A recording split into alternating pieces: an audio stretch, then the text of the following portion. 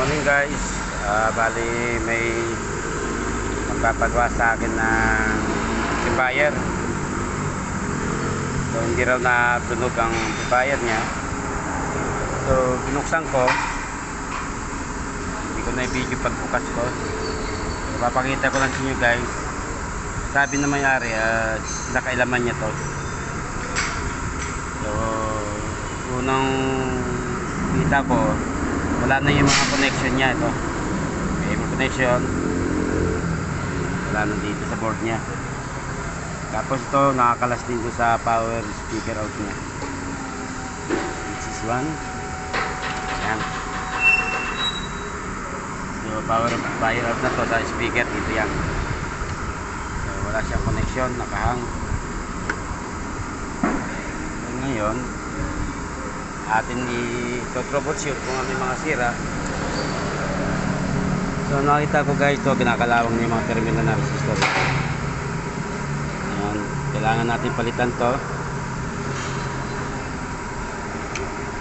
Bago ko lagyan ng supply guys, i-check ko muna yung mga power supply nya. Ito supply ng amplifier, kung okay po yung voltage out galing dito sa donut transformer nya. So kailangan kung ano yung voltahe nilalabas niya, yun ang voltahe papasok dito sa condenser capacitor niya sa supply ng left channel saka right channel amplifier.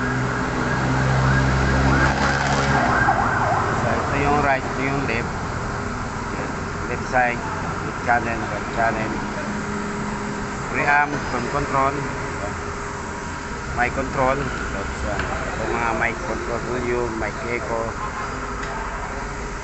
Ito yung mga mix volume nya.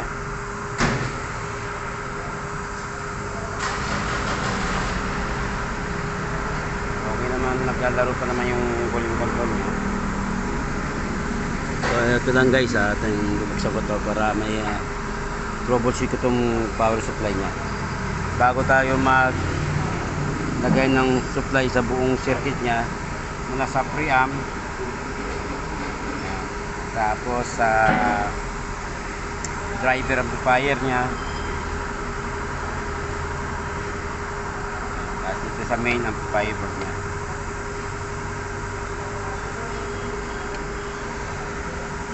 So hindi ko dala yung tester ko, kaya visual inspection muna tayo guys.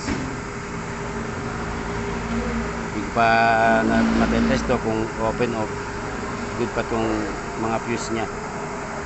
Itong dalawang fuse na to, ito yung fuse ng left and right channel ng main amplifier.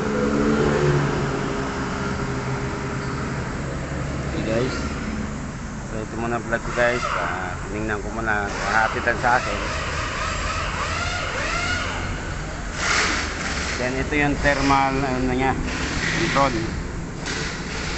Pag umiinit yung heatsink nya, so mag-trigger on siya, switch niya under tong exhaust fan niya.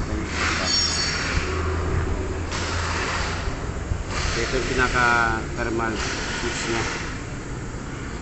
Pag na-reach na yung init, yung maximum heat temperature ng heatsink, saka lang na-under yung fan niya para magiging decoder para pang palamig.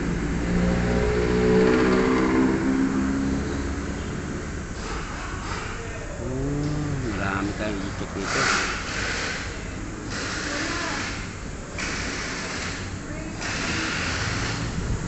Ang brand niya pala guys ay bagong brand to para sa akin,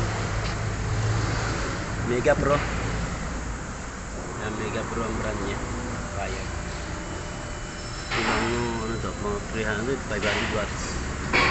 500 watts AB502A, 500 watts ang amplifier ang power niya. Okay guys, dito muna, hanggang dito muna vlog ko. At kailangan pa natin gumamit ng tester para ma-troubleshoot natin lahat ng component kung okay. Maraming salamat guys sa patuloy support at panood sa ating video. Good morning and God bless us.